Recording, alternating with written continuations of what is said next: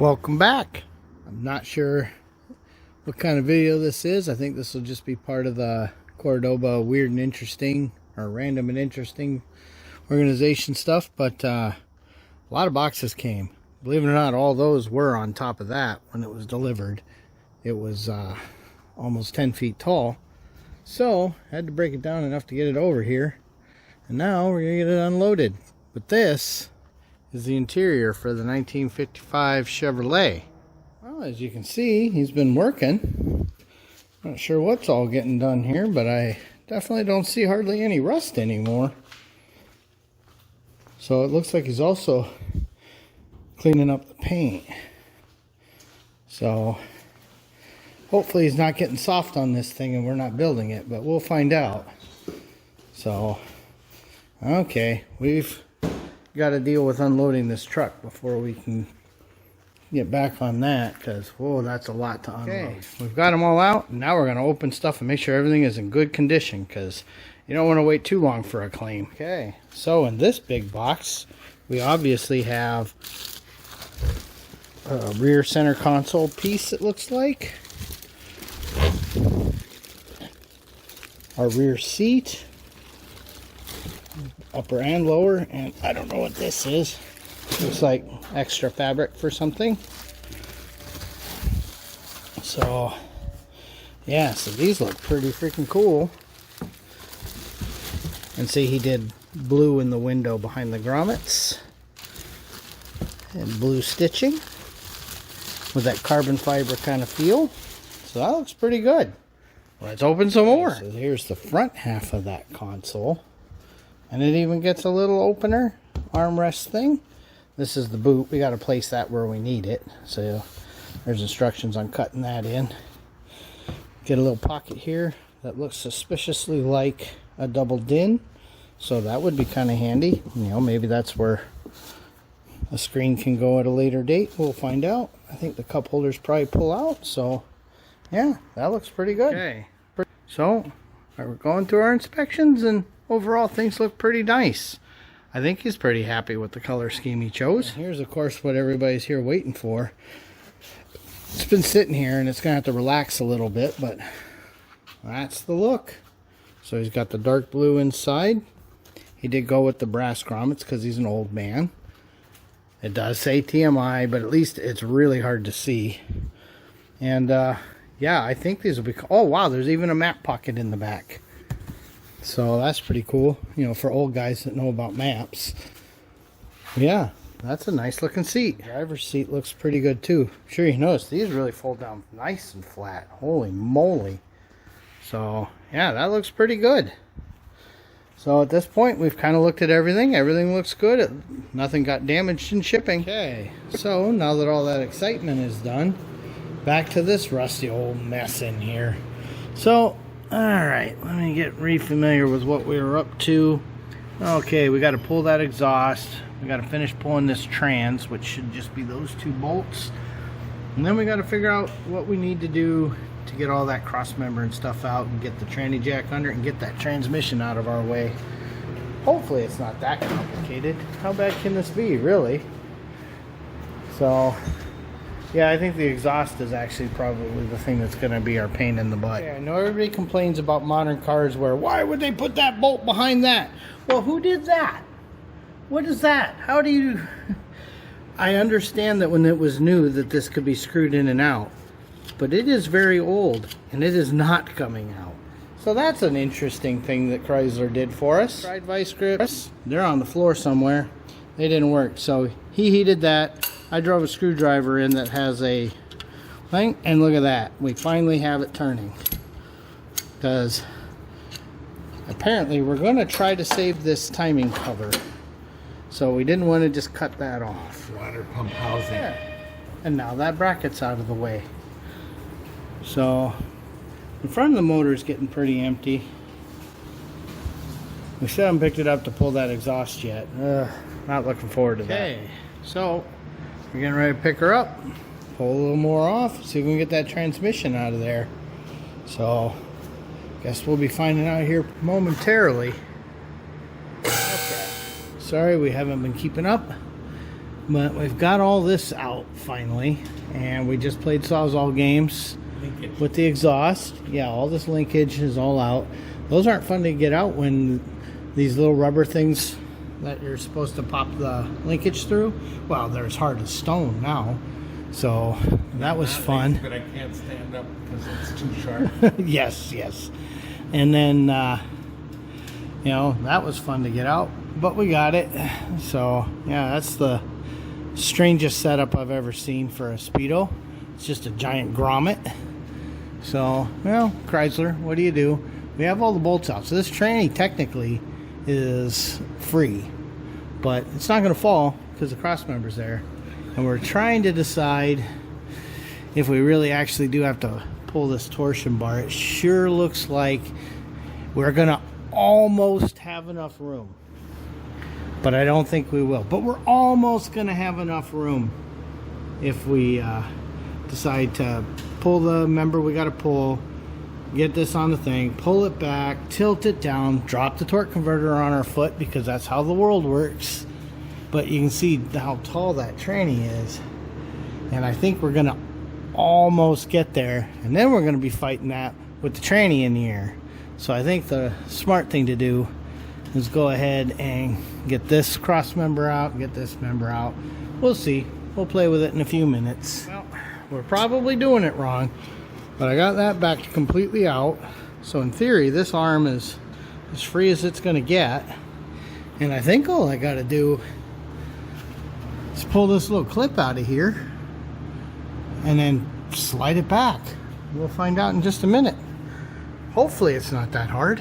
Hopefully I don't get hurt. Having fun with this. This isn't as easy as we'd hoped. We got that loose. The key moves a little bit, but it turns out one of the secrets is loosening the other end of the control arm, whacking it a couple times to kind of, apparently all the junk build up here inside basically welds it in there. So we got to shock it free a little bit. So we'll come back in a minute. Okay, so we loosened this more, and then we took the lady slipper end there, or the crow's foot or whatever.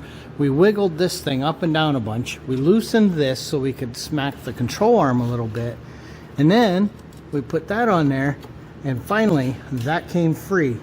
So that worked for us. It looks like, you know, because we pulled that clip out, it can slide back. I'm not sure if that's the real way they come out of the car or not. We're going to experiment with that because we don't know. Missed it. His COVIDs are getting so acting up that freaking, we spun these nuts off with the impact, and they get a little warm, and that one whipped off into my pocket and burned me. So yeah, always a surprise. Obviously we got the big cross member out. That actually was not much drama. We've got that torsion bar out. We're ready to pop these bolts and see if this tranny comes down. I don't see any reason why it wouldn't. So hopefully the next time I pick up the camera, tranny's down low. Well, there you go. The silly little flex plate that Chrysler uses. That's the back of a big block Chrysler. And that's our tranny just sitting here. It actually, once we got all the things off around it, it actually wanted to come out. It came out right quick. So, all right. Next thing we're going to do is hope that these are going to come off. You never know. And, yeah, then we can drop the car down, try to hook up some chains and see what's what. Maybe we can get this thing out of here. Okay, so I just lost my piece of lumber because somebody didn't stop when I said stop. But I had a piece of lumber holding that, and now he's getting ready to raise this up. We've got that bolt out. This one, it looks like it actually is slotted, so we're hoping we don't actually have to remove the oil filter housing. So, okay, give her a little more cranky crank, and let's see what happens here. Oh, I'm gonna go move those wires off the EGR. Okay.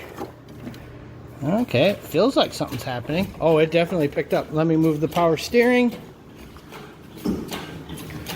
before we break it. Okay, come forward, come forward.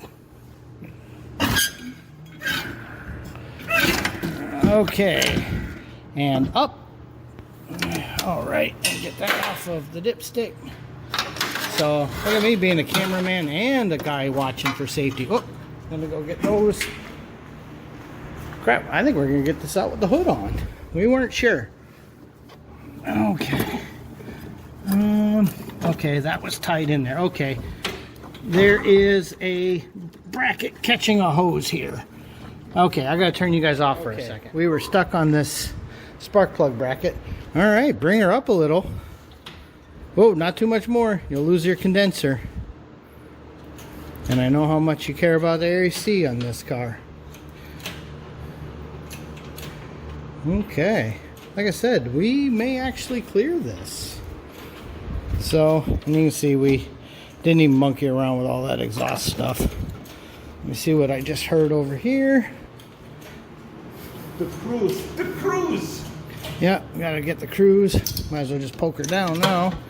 Yeah, see, this is that bolt we were fighting. We didn't realize that those were... Get your hands out of there. Yeah, we didn't realize those were just cradles. All right. Okay, bring her up a little higher. Okay, I gotta pay attention for a little bit and help, so you'll come back when the engine's out. But you can see, we're gonna make it. Hood's still on. We're gonna clear, and remember, you know, that folds. So we're not gonna break it. Okay, that's probably good right in there. So now we're just gonna cut those exhaust studs, and then we'll figure out how he's gonna store this. Yeah. So we just cut those, whacked it with a hammer a couple times, and bam, that crossover is off and out of our way. Oh no, you can't pull an engine without making some mess. But really, we didn't make much of a mess. So, she's sitting here. She isn't going anywhere. What more do we want? This is now a core. So, look at that. Dirty core. Yeah, we don't know if it's any good or anything because it doesn't really matter. We know it needs hot tanked. Apparently I'm standing on a hose and I'm not supposed to. And someone won't just say, get off the hose. So, no. I don't want to be it. No, flip the light, would you? Let me show the people your work. Yeah, the one in here. Well, I already put 55 Chevy in here. I might as well throw some 78 Camaro too. All that interior stuff. Remember we did all that? I know that was 5 hours ago, but yeah. Looking pretty toasty here. Yeah. I've driven cars that don't have paint this good on the top, let alone the bottom. Yeah, Paul.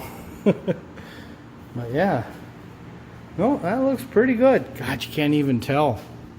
So remember, there's the seatbelt pocket thing here, and he boxed that in, because normally this went more like that, and could cause a little tire rubby problem. So look at that. Yeah, this thing, literally. Here. Well, this is the one for the other side, but here, I'll trade you. Yeah, so see, it went like that.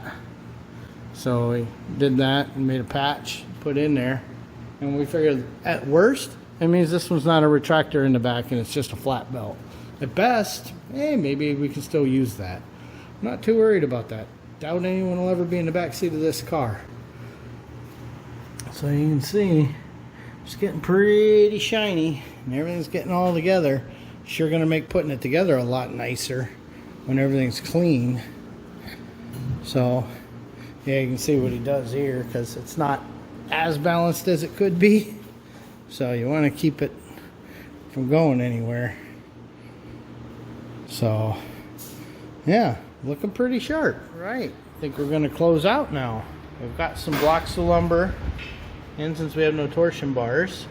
So at least the car isn't sitting all the way down. We tried it without them and forget about it. The bumper's on the ground. So he's just got to throw this on a cart. That stored up nicer than we expected it to. And he is going to look and see if those torsion bars are available. If they are, we'll probably just change that one and have the car sitting level. Like I said, it's not a project either of us are interested in, but he may consider trying to move this project on to somebody else because honestly, the car actually isn't in that bad of shape. So These kind of cars, though, it's always finding someone who wants them. Yeah, the interior is in pretty good shape. But it's not Corinthian leather. It is definitely not the finest Corinthian leather, which is a marketing term they made up. But you can see it's complete and it is all here. But like I said, these are cars that you're either into them or you're not. You know, I think all those 70s and 80s cars are becoming something that people remember when they were kids and they want them now.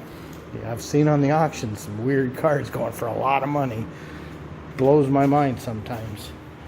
So at this point, we'll turn it over to Shop Rex. We're exhausted. It's late. So have a good night. This has been another Shop Rex approved video.